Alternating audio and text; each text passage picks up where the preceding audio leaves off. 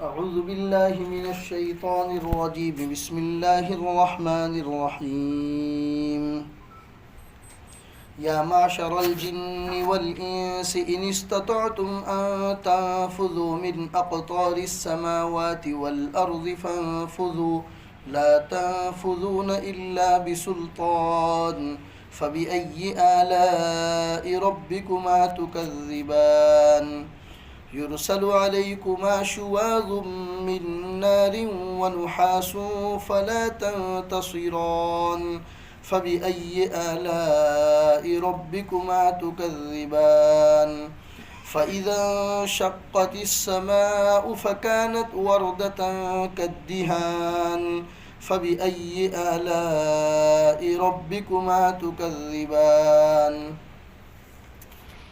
میرے محترم دینی بھائیو، یہ سورۃ الرحمن ہے جس کے ابتدائی رکوع میں اللہ تبارک و تعالیٰ نے اپنے کائنات اور اپنی قدرت کو بیان کیا ہے کہ رحمان کون ہے، تو کہ جس نے قرآن کو سکھایا، جس نے انسان کو بنایا، جس نے بات کرنے کا سلیقہ سکھایا. یہ چاند اور یہ سورج، یہ ستارے اور یہ درخت اور یہ بڑے آسمان اور یہ زمین اور یہ ترازو اور یہ تمام کی تمام چیزیں اسی کی پیدا کردہ ہیں. اس نے تمہارے لیے دانے بنائے، گلے بنائے، اس دانے کے اوپر کور چڑھایا. یہ تمام چیزیں تمہارے لیے بنائی ہیں. پھر ایک رکوع کے بعد فرمایا کل من علیہا فان ویبقى وجہ ربک ذو الجلال والاکرام. یہ تمام چیزیں، یہ اتنا بڑا آسمان اور یہ سورج، یہ آفتاب اور مہتاب، یہ سمندر، یہ دریا، یہ پہاڑ، تمام ایک نہ ایک دن ختم ہو جائیں گے، جس کی کوئی حیثیت نہیں ہوگی. وَيَبْقَى وَجْهُ رَبِّكَ ذُو الْجَلَالِ وَالْإِكْرَامِ. ہاں، ذو الجلال والاکرام جو اتنا بڑا رب ہے، اس کی ذات اکیلی باقی رہے گی، اس کے علاوہ کسی اور کو باقی نہیں رہنا ہے، سب کو ختم ہو جانا ہے.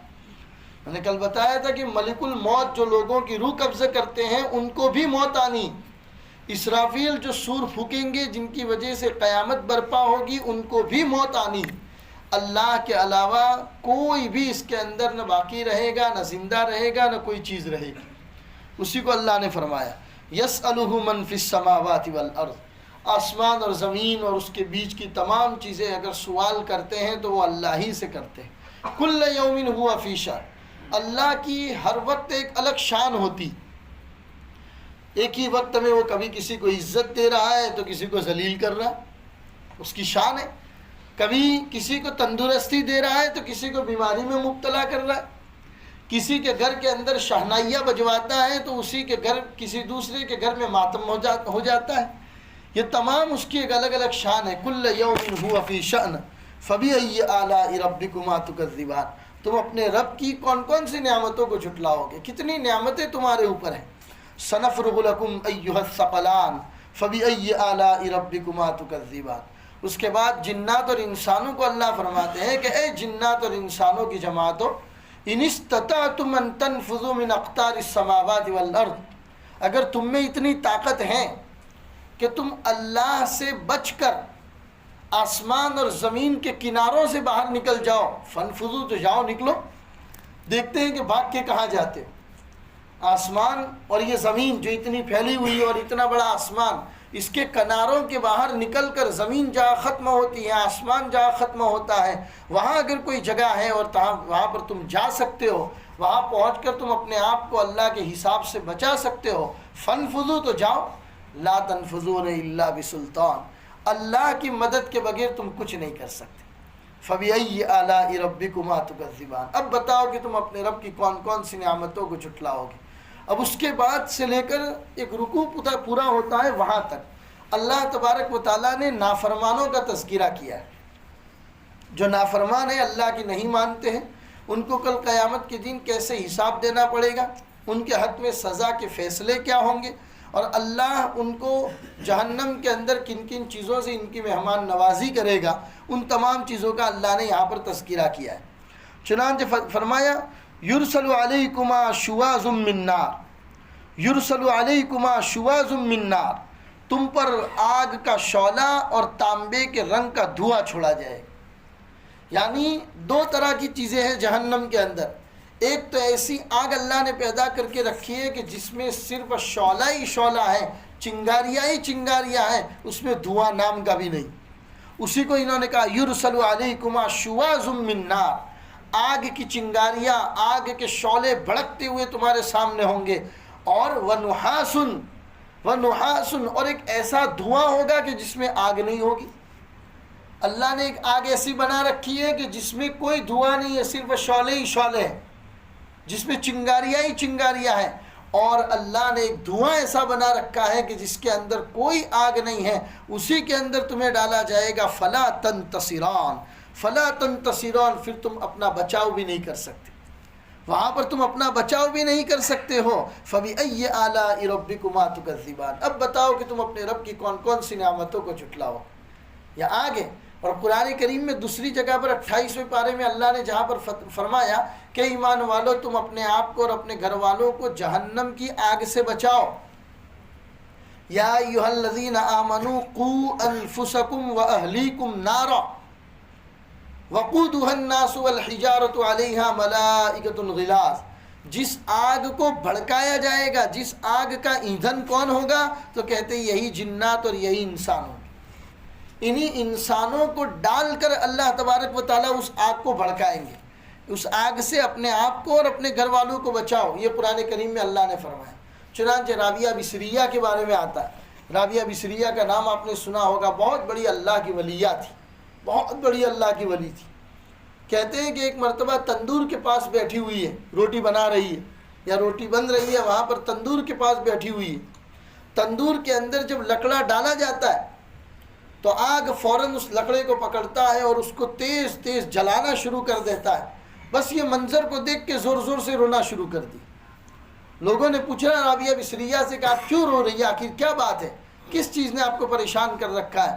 کہا دیکھیے نا، یہ دنیا کے اندر یہ تندور ہے، اور اس تندور کے اندر لکڑا ڈالا جاتا ہے، آگ کتنی تیزی سے اس لکڑے کو پکڑتی ہے، اور جیسے ہی آگ پکڑتی ہے تو لکڑا اپنے اندر سکڑنا شروع کر دیتا ہے، دوسری طرف سے دھواں نکالنا شروع کر دیتا ہے۔ مجھے یہ منظر دیکھ کر جہنم کی آگ یاد آ گئی کہ جہنم کی آگ کے اندر آج تو ہم لکڑا ڈال رہے ہیں، جہنم کی آگ کے اندر تو ہمیں ڈالا جائے گا۔ جب یہ لکڑا جس کے اندر کوئی جان نہیں ہے یہ اتنا زیادہ سکڑ جاتا ہے اور پیچھے سے ہوا چھوڑ دیتا ہے تو ہمارا کیا حال ہوگا؟ اسی بات کو یاد کر کے رونے لگی کہ کل جہنم کے اندر آگ کو جلانے میں کہیں اللہ میرا استعمال نہ کر دے۔ رابعہ بصریہ اس بات کو یاد کر کے رو رہی ہے۔ اللہ تبارک و تعالیٰ نے اسی آگ کا تذکرہ فرمایا کہ یرسل علیکما شواظ من نار، تم پر آگ کے شعلے اور تانبے کے کلر کا دھواں چھوڑا جائے گا، پھر تم اپنا کوئی بھی بچاؤ نہیں کر سکتے۔ فَبِأَيِّ آلَاءِ رَبِّكُمَا تُكَذِّبَانِ، اب بتاؤ کہ تم اپنے رب کی کون کون سی نعمتوں کو جھٹلاؤ گی۔ آگے اللہ فرماتے ہیں فَإِذَا انشَقَّتِ السَّمَاءُ فَكَانَتْ وَرْدَةً كَالدِّهَانِ، یہ جو اتنا بڑا آسمان تمہیں نظر آتا ہے، نیلا نیلا آسمان، اللہ تبارک و تعالیٰ اس میں دراڑیں ڈال دیں گے، یہ پھٹ جائے گا، ٹکڑے ٹکڑے ہو جائے گا، اور ٹکڑے ٹکڑے ہونے کے بعد اس کا کلر ہی بالکل وردتن، گلاب کے پھول کی طرح ہو جائے گا، وردتن کالدہان۔ اللہ فرماتے غرض وہ وقت آئے گا کہ جب آسمان پھٹ پڑے گا اور لال چمڑے کی طرح سرخ گلاب بن جائے گا۔ یہ اتنا بڑا آسمان، کتنا بڑا آسمان ہے جو پوری کائنات کے اوپر پھیلا ہوا ہے۔ اللہ تبارک و تعالیٰ نے فرما دیا پھٹ جائے گا، لال چمڑے کی طرح بالکل سرخ گلاب بن جائے گا۔ یعنی اللہ بار بار اپنی اتنی بڑی بڑی نعمتوں کا تذکرہ کر کے یہی بتانا چاہتے ہیں کہ ان چیزوں کی اللہ کے سامنے کوئی حیثیت نہیں، بلکہ پوری دنیا کی حیثیت ہمیں سمجھانے کے لیے اللہ کے رسول نے فرمایا کہ پوری دنیا کی حیثیت اللہ کے سامنے ایک مچھر کے پر کے برابر بھی نہیں۔ یعنی ایک مچھر کے پر کی حیثیت ہی کیا ہے، اس پر کے برابر بھی اللہ کے نزدیک دنیا کی حیثیت کچھ نہیں ہے۔ اللہ کے نزدیک اگر کسی کی حیثیت ہے تو میرے اور آپ کے ایمان کی حیثیت ہے۔ اللہ اس ایمان کو صحیح معنوں میں بنانے کی اور بچانے کی ہم سب کو توفیق عنایت فرمائے۔ میرے بھائیو، ایمان ہی سب سے بڑی چیز ہے۔ اللہ اسی لیے تو فرماتے کہ اے انسان، تجھے پیدا کرنے سے ہزاروں سال پہلے تیرے سامان کی تیاریاں میں نے پیدا کر لی تھی۔ تجھے اس زمین پہ چلنا تھا، میں نے زمین پیدا کر لی تھی۔ تجھے آسمان کا چھت چاہیے تھا، میں نے آسمان پیدا کر لیا تھا۔ تیری ضرورت کے لیے میں نے پانی پیدا کر لیا، تیرے چھاؤں کے لیے میں نے درخت پیدا کر لیے، تیرے کھانے پینے کی ضرورت کے پھل فروٹ سبزیاں تمام چیزیں تجھے پیدا کرنے کے ہزاروں سال پہلے میں نے پیدا کر لی تھی. پتہ چلا میری کائنات کے اندر امپورٹنٹ اگر کسی کا ہے تو تمہارے ایمان کا ہے. ان چیزوں کو اتنا زیادہ امپورٹنٹ نہیں ہے. ایک وقت آئے گا اس کو تباہ و برباد کر دیا جائے گا، اور یہ تمام چیزیں بھی اس وقت تک باقی رہے گی جب تک اس زمین کے اوپر کوئی اللہ کا نام لینے والا باقی رہے گا. جس دن نہیں رہا، جس دن کوئی اللہ اللہ کہنے والا نہیں رہا، پھر ہمیں اس کائنات کی کوئی ضرورت نہیں، ہم اسے توڑ پھوڑ کر فنا کر دیں گے. اللہ اسی بات کو کہنا چاہ رہے فَبِأَيِّ آلَاءِ رَبِّكُمَا تُكَذِّبَانِ فَيَوْمَئِذٍ لَا يُسْأَلُ عَنْ ذَنبِهِ إِنسٌ وَلَا جَانٌ. وہ دن ایسا ہوگا کہ جس دن کسی انسان اور جنات سے اس کے گناہوں کے بارے میں پوچھا نہیں جائے گا.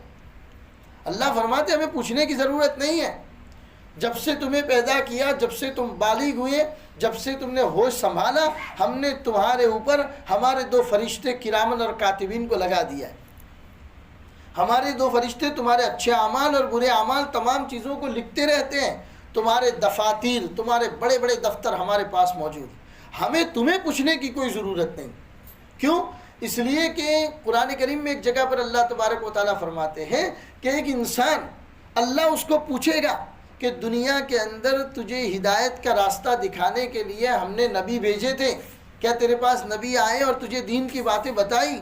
تو وہ سراسر انکار کر دے گا، کہے گا اے اللہ میرے پاس کوئی نبی نہیں آیا، ہم کو تو کوئی بھلا راستہ بتانے والا ہی نہیں تھا. فرشتے بھی ہنسیں گے کہ کتنا زیادہ کمینہ انسان ہے یہ، اللہ کے سامنے بھی جھوٹ بولتا ہے، اللہ کے سامنے جھوٹ بولتا ہے اور کہتا ہے کہ ہمارے پاس تو کوئی آیا ہی نہیں. تب اللہ تبارک و تعالیٰ اس کے منہ پر مہر لگا دیں گے، اس کی زبان کے اوپر اللہ تعالیٰ لگا دیں گے. پھر اس کا یہ ہاتھ بولے گا، اس کا پیر بولے گا، اس کی آنکھیں بولے گی، اس کے بدن کے ایک ایک اعضاء اس کی اچھائی اور برائی دونوں چیزوں کی گواہی دیں گے.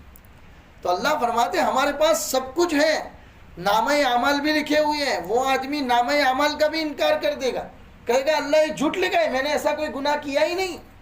تو اللہ فرمائے گا ہم کوئی ایسا گواہ لائے جو تیری ذات میں سے ہو، تو کہا کہ پیش کیجئے. تب اللہ تبارک و تعالیٰ اس کو ہاتھ کو گواہ بنا کر، پیر کو گواہ بنا کر پیش کرے گا، اور وہ ہاتھ گواہی دے گا اللہ کیوں جھوٹ بولتا ہے، تو لے گیا تھا میرے کو چوری کرنے.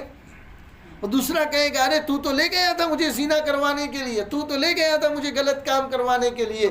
اس کے بدن کے تمام اعضاء اس کے خلاف گواہی دیں گے. اس وقت وہ اپنے بدن کے اعضاء کو کوسے گا اور کہے گا میں نے تمہیں آرام پہنچانے کے لیے یہ سب کیا تھا، آج تم ہی مجھے پھنسا رہے ہو. تب اللہ تبارک و تعالیٰ کے سامنے اس کی کچھ نہیں چلے گی. اسی کو اللہ نے فرمایا ہمیں تمہیں پوچھنے کی کوئی ضرورت نہیں ہے کہ تم نے کیا گناہ کیے ہیں. ہمارے پاس دفاتر بھی موجود ہیں، ہمارے پاس اتنی طاقت ہے کہ ہم تمہارے ہاتھ، پیر، زبان، آنکھ، کان، بدن کے تمام اعضاء کو ہم بلوا سکتے ہیں. ہم ان کو قوت گویا ہی دیں گے اور وہ تمام بولیں گے. اور یہ بات یاد رکھو یہ تمام ہونے والا ہے، اور یہ باتیں ہم تمہیں ابھی سے بتاتے ہیں. ابھی تمہارے ساتھ ہوا نہیں ہے کہ ایسا ایسا ہوگا، ہم ابھی سے بتا دیتے ہیں. یہ ہمارا احسان ہے تمہارے اوپر کہ تاکہ تم سدھر جاؤ. فَبِأَيِّ آلَاءِ رَبِّكُمَا تُكَذِّبَانِ. اب بتاؤ کہ تم اپنے رب کی کون کون سی نعمتوں کو جھٹلاؤ گے. يُعْرَفُ الْمُجْرِمُونَ بِسِيمَاهُمْ فَيُؤْخَذُ بِالنَّوَاصِي وَالْأَقْدَامِ. اللہ فرماتے ہیں کہ مجرمین کو تو پہچان لیا جائے گا ان کے چہروں کی علامتوں سے. انہوں نے جو گناہ کیے ہوں گے ان کے گناہ کی علامتیں ان کے بدن کے اوپر نظر آتی ہوگی محشر کے میدان کے اندر. چنانچہ پہلی امتوں میں یہ بات تھی کہ رات کو کوئی آدمی اگر گناہ کرتا تھا تو کبھی کبھی صبح اس کے دروازے کی چوکھٹ کے اوپر گناہ لکھ دیا جاتا تھا. اس کے بدن کے اعضاء پر کوئی نشانیاں ایسی ظاہر ہو جاتی تھی کہ گاؤں والے، علاقے والے دیکھ لیتے تو کہتے رات کو یہ منہ کالا کر کے آیا، رات کو اس نے فلاں گناہ کیا ہے. یہ تو نبی پاک صلی اللہ علیہ وسلم کی دعا ہے اپنے اللہ سے اپنی امت کے لیے، اے اللہ میری امت اگر کوئی گناہ کرے تو اس کو لوگوں کے سامنے رسوا مت کرو. یہ محمد الرسول اللہ کی اس دعا کا اثر ہے میرے بھائیوں کہ ہم گناہوں کے انبار لے کر گھومتے ہیں پھر بھی لوگ ہمیں عزت کی نگاہ سے دیکھتے.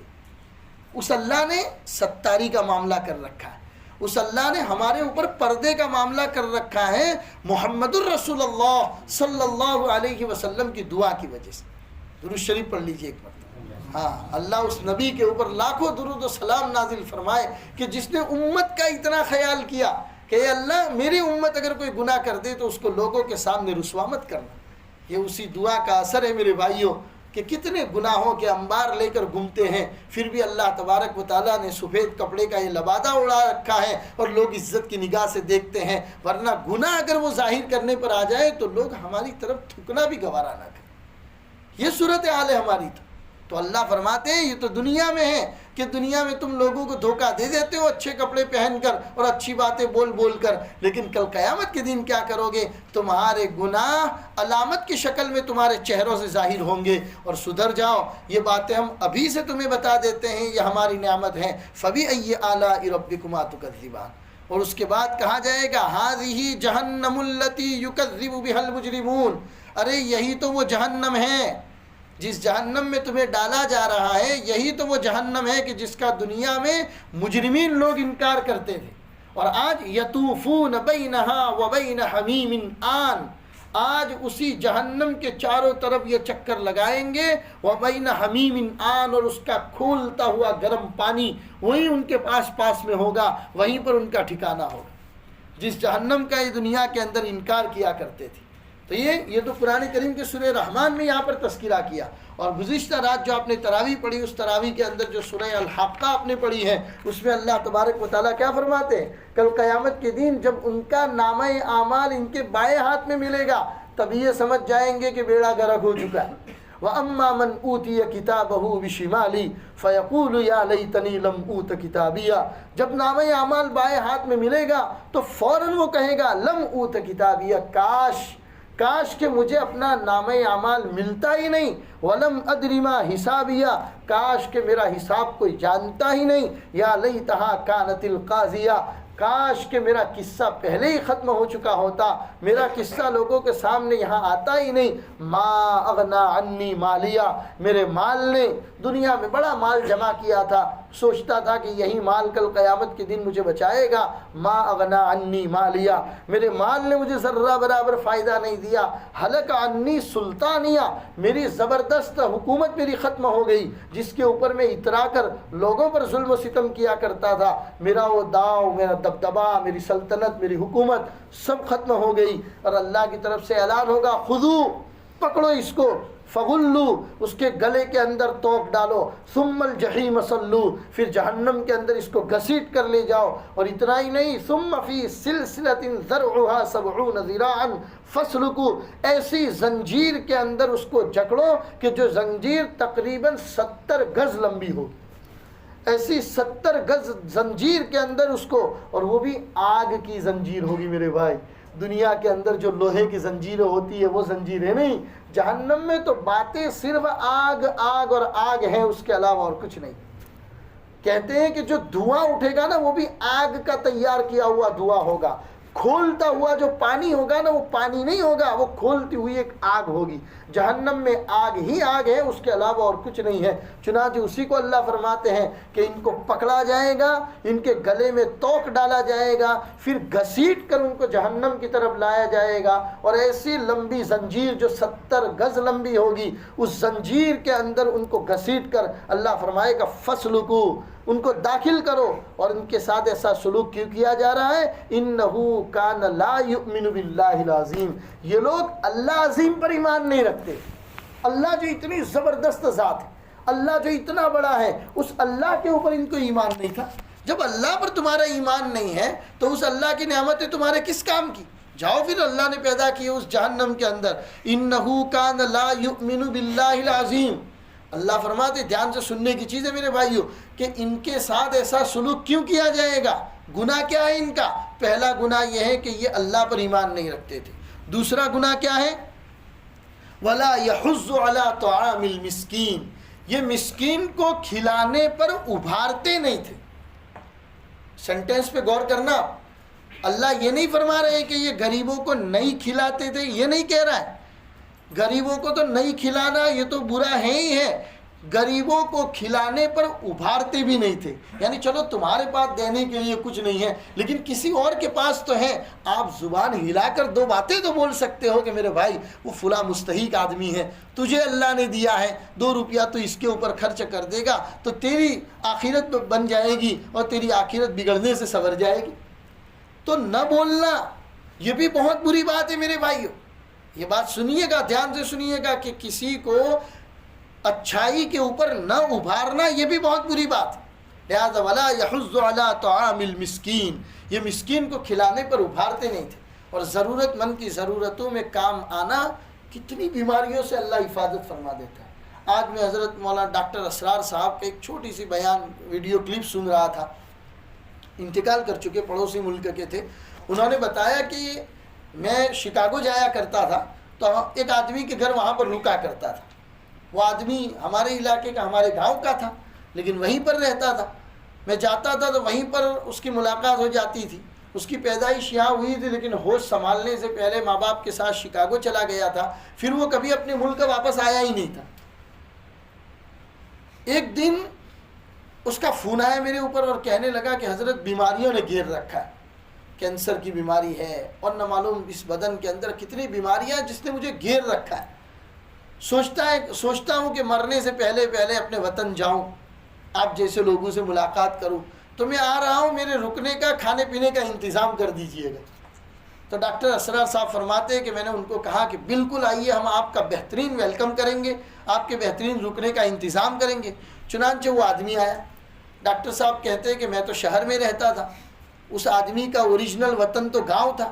میں نے اس کو پہلے اپنے پاس ٹھہرایا اور ٹھہرانے کے بعد میں نے اس سے کہا کہ بھائی بتائیے کس نیت سے آپ کا آنا ہوا. کہا حضرت تمام رپورٹ کروا لیے ہیں، بڑے بڑے ڈاکٹروں کے پاس علاج کروا لیا ہے، سب کا کہنا ہے کہ بیماریوں نے آپ کو تمام طرف سے گھیر لیا ہے. اب خدا ہی بہتر جانتا ہے کہ کتنی زندگی آپ کے مقدر میں ہے اور کب آپ کی موت آ سکتی ہے. جس حساب سے بیماریوں نے آپ کو گھیرا ہے، ہماری ڈاکٹری تعلیم کے حساب سے تو آپ زیادہ زندہ رہنے والے نہیں. تو سوچا کہ چلو گاؤں چلا جاتا ہوں. ڈاکٹر اسرار صاحب فرماتے قرآن کریم کی یہ آیت میرے دماغ میں گھما کرتی تھی، وَلَا يَحُضُّ عَلَىٰ طَعَامِ الْمِسْكِينِ. کسی مسکین کی ضرورت میں، کسی حاجت مند کی ضرورت میں کام آنا بڑی بڑی مصیبتوں کو اور بلاؤں کو ٹال دیتا ہے. دعائیں ایک ایسی ہے نا جو تقدیر بدل دیتی ہے میرے بھائی. تقدیر ایک ایسی چیز ہے جب سے اللہ نے لکھی ہے، قلم نے لکھی ہے. جب اللہ نے میری اور آپ کی سب کی تقدیر لکھ دی تھی تو اس وقت اللہ نے کیا کہا تھا؟ رفعت الاقلام وجفت القلم بما هو فيه. قلم نے جو لکھ دیا لاسٹ، اب اس کے اندر کوئی تبدیلی نہیں ہوگی. اللہ نے قلم کو اٹھا دیا ہے. الا واحد، مگر ایک چیز ہے اور وہ ہے دعا. دعا ایک ایسی چیز ہے جو لوگوں کی تقدیر کو بدل دے. حضرت ڈاکٹر اسرار صاحب فرماتے ہیں کہ یہ بات میرے ذہن میں تھی تو میں نے ان کو کہا کہ ایک کام کیجئے نا، آپ اپنے گاؤں کیوں نہیں چلے جاتے؟ جس گاؤں میں آپ پیدا ہوئے، کبھی گئے ہی نہیں ہیں، آپ اپنے گاؤں میں جائیے، گاؤں والوں کے بیچ میں رہیے. گاؤں کی ہو سکتا ہے گاؤں کی تازہ ترین آب و ہوا آپ کو لگے اور آپ کی بیماریاں اللہ دور کر دے. تازہ ہوا بھی بدن کے جسم کے اندر بڑی مفید ہوتی ہیں. آپ وہاں کیوں نہیں چلے جاتے؟ بہرحال ڈاکٹر صاحب فرماتے ہیں میں نے ان کو جو تو کر کے گاؤں جانے کے لیے تیار کیا. ان کو گاؤں روانہ کرنے سے پہلے گاؤں کے بڑے بڑے لوگوں سے میں نے فون کر کے رابطہ کیا اور ان سے کہا کہ بھائی یہ فلاں آدمی کے بیٹے ہیں، ان کے ابا کو تو تم جانتے ہوں گے، یہ تو برسوں سے شکاگو میں رہتے تھے، یہاں آئے نہیں ہیں، پہلی مرتبہ آپ کے گاؤں کے اندر آ رہے، وہ بھی ان کا بھی گاؤں ہے. آپ ذرا ان کا احترام کرنا، ان کے کھلانے پلانے کا، مہمان نوازی کا انتظام کرنا. بڑا گاؤں ہے، آپ لوگ ایک ایک دن بھی ان کی مہمان نوازی کرو گے تو ان کا مہینہ نکل جائے گا. گاؤں والوں نے بڑی تیاریاں کی کہ ہمارے گاؤں کے مہمان ہیں، ہم ان کا اکرام کریں گے. اب یہ آدمی گاؤں میں پہنچے، ساتھ میں دواؤں کا ڈبہ لے کر، جو دوائیاں وہ روزانہ پیا کرتے تھے وہ دوائیوں کا ڈبہ لے کر گاؤں میں پہنچے. جیسے ہی گاؤں میں پہنچے، گاؤں والوں نے بڑا گرانڈ ویلکم کیا ان کا اور ان کو کھلانا پلانا شروع کیا. انہوں نے دیکھا کہ یار میں شکاگو جیسے شہر میں، دنیا کی ٹاپ سٹی کے اندر میں رہتا ہوں اور یہاں آج میں گاؤں میں آیا ہوں. دیکھ رہا ہوں کہ نہ لوگوں کے پاس صاف پانی کا انتظام ہے، دیکھ رہا ہوں کہ لوگ کھانا کھا رہے ہیں تو ہم تو کتنا ہاتھ دھوتے ہیں اور کیا کیا کرتے ہیں، یہ لوگ تو ایسے ہی کھانے کے لیے بیٹھ جاتے ہیں. تو میں نے سوچا کہ گاؤں کے لیے پہلے پانی کا انتظام کروں. تو میں نے گاؤں میں مختلف علاقوں کے اندر کنویں کھدوا دیے، جہاں بور کی ضرورت تھی وہاں بور بنوا دیے. پھر کہا کہ لوگ گاؤں میں مویشیاں پالتے، جانور پالتے، جانور کے جو باڑے ہوتے جہاں جانور کے باندھنے کا انتظام ہوتا ہے وہاں پر اچھے سے پکے والے شیڈ میں نے بنوا دیے. پھر ان کا جو دودھ وغیرہ نکالتے ہیں ان دودھ کے اسٹاک کا برابر انتظام کر دیا تاکہ ان کا دودھ اچھے بھاؤ میں شہر کے اندر بکے. پھر اسی گاؤں کے چھوٹے چھوٹے بچوں کے لیے میں نے تعلیم کا انتظام کیا. یعنی میں اپنے ہی گاؤں والوں کی ضرورتوں کو پورا کرنے میں لگ گیا. حالانکہ مجھے کسی نے نہیں کہا تھا، ڈاکٹر اسرار نے بھی مجھے نہیں کہا تھا کہ گاؤں والوں کے لیے کنواں کھودنا، کسی نے مجھے نہیں کہا تھا. میں اپنے گاؤں کے اندر آیا اور گاؤں والوں کی یہ حالت دیکھ کر مجھے بڑا ترس آیا اور میں اس کام میں لگ گیا. خدائے پاک کی قسم مہینے تک مجھے کبھی کوئی گولی کھانا بھی یاد نہیں آیا. 1 مہینہ رہا، 1 مہینہ کہاں نکل گیا پتہ نہیں چلا. میرا کام پورا نہیں ہوا تو میں اور کام کرانے لگا. کسی کی بچی پتہ چلا فلاں آدمی کی بچی ہے، اس کے ابا میرے ابا کے دوست تھے اور آج میں اس راستے پر پہنچ گیا، اتنا بڑا مالدار بن گیا. اور میرے ابا کے دوست کا بیٹا اتنا غریب ہے، اس کی جوان بچی ہے، میں نے ان کی شادیوں کا انتظام کیا. یعنی جو ضرورتیں مجھے گاؤں میں محسوس ہوئیں میں وہ ضرورتیں پورا کرتا رہا. مہینہ کا 2 مہینہ، 2 مہینہ کا 3 مہینہ ہو گیا. 3 مہینے میں ایک دن بھی مجھے نہ کبھی نیند کی گولی لینے کی ضرورت پڑی، نہ مجھے کوئی تکلیف کا سامنا کرنا پڑا. 3 مہینے بڑی میٹھی نیند سویا. اور جب واپس جانے لگا تو ڈاکٹر اسرار کی ملاقات کر کے جب شکاگو نکلنے لگا تو ڈاکٹر صاحب نے کہا کہ بھئی جلدی کیا ہے، آپ کو وہاں جا کے کچھ کام تو ہے نہیں، میرے پاس بھی 2-3 دن رک جاؤ. ہمارے یہاں ملک میں شہر میں بڑے بڑے ہاسپٹل ہے، ذرا ایک مرتبہ اور آپ کی علاج وغیرہ کروا لیتے ہیں. چنانچہ جب علاج کروانے کے لیے رپورٹ کروانے کے لیے گئے تو کہتے ہیں کہ نہ کوئی کینسر تھا، نہ کوئی ڈائبٹیز تھی، نہ کوئی پریشر تھا. یعنی جتنی بیماریاں وہ اپنے جسم کے اندر پال کے آئے تھے اللہ نے تمام بیماریوں سے ان کو صاف کر دیا. اور ڈاکٹر صاحب نے کہا کہ کوئی اور یہ قصہ سناتا تو میں سمجھتا کہ شاید کچھ باتیں اپنی طرف سے بیان کی ہو. یہ تو وہ قصہ تھا اس آدمی کا جو آدمی میرے ہی گھر پہ اترا تھا، میرا اپنے ساتھ پیش آیا ہوا قصہ تھا. فرماتے ہیں کہ قرآن کریم کی آیتوں پر یقین تو ہونا ہی چاہیے، لیکن یہ سننے کے بعد میرا یقین اور زیادہ اللہ کے ساتھ مضبوط ہو گیا کہ اگر کسی کی ضرورت میں کام آتے ہیں اور اس کی آنکھ میں آئے ہوئے خوشی کے 2 چھلکتے ہوئے آنسو تمہارے تقدیر کو بدلنے کے لیے کافی ہو جاتے ہیں. اسی لیے قرآن کریم کی اس آیت کے اندر جو فرمایا نا کہ جن کو جہنم میں ڈالا جائے گا، کیوں؟